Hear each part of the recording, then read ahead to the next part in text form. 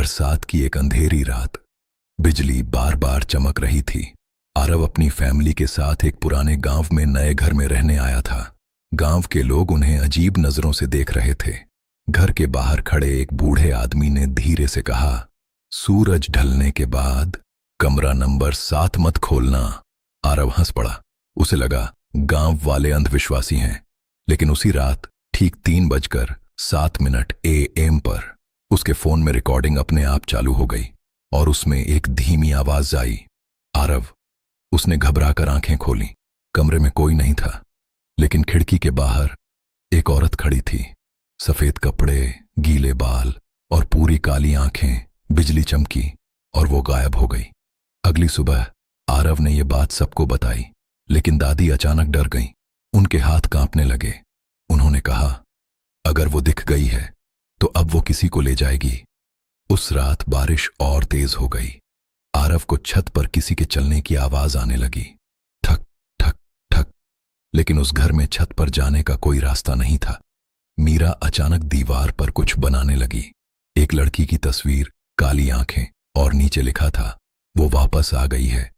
अब आरव सच में डर गया था। उसने घर की पुरानी चीजें खोजना शुरू किया।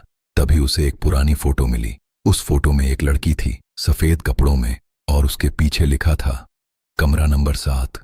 तभी पीछे से फोन बजा। आरव ने फोन उठाया। दूसरी तरफ से रोहन की आवाज आई, भाई वो मेरे पीछे खड़ी है। फोन कट गया। आरव तुरंत रोहन के घर भागा, लेकिन वहां पहुंचकर उसके पैरों तले जमीन खिसक गई। रोहन कमरे के कोने में बैठा था। उसका चेहरा नीचे था और वो धीरे धीरे हंस रहा था। फिर उसने सिर उठाया। उसकी आंखें पूरी काली थीं और उसकी आवाज बदल चुकी थी, तुमने दरवाजा खोल दिया। अचानक पूरे घर की लाइट चली गई। चारों तरफ सिर्फ अंधेरा। फिर दीवारों पर खून जैसे हाथों के निशान दिखाई देने लगे। एक बच्चे की हंसी सुनाई दी और कमरे के कोने में वही गुड़िया बैठी थी जो हर बार अपनी जगह बदल देती थी। आरव डर के मारे पीछे हटने लगा। तभी उसे महसूस हुआ कोई उसके पीछे खड़ा है। धीरे धीरे उसने मुड़कर देखा। वही औरत उसके बिल्कुल पास। उसका चेहरा इंसानों जैसा नहीं था। टूटी हुई मुस्कान, लंबे नुकीले दांत और आंखों से काला खून बह रहा था। वो धीरे से बोली, तुम मुझे छोड़कर क्यों चले गए? अचानक आरव के दिमाग में कुछ चमका। एक एक्सीडेंट, बारिश वाली रात, चीखें और फिर अंधेरा। सच्चाई देखकर उसकी सांस रुक गई।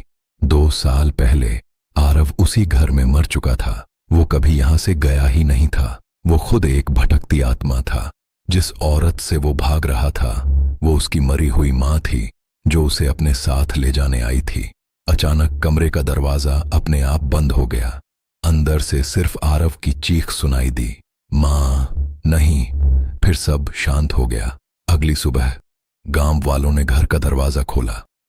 अंदर कोई नहीं था। सिर्फ दीवार पर खून से लिखा था, कमरा नंबर 7 अभी भी भूखा है। और ठीक उसी समय घड़ी में 3:07 बज गए।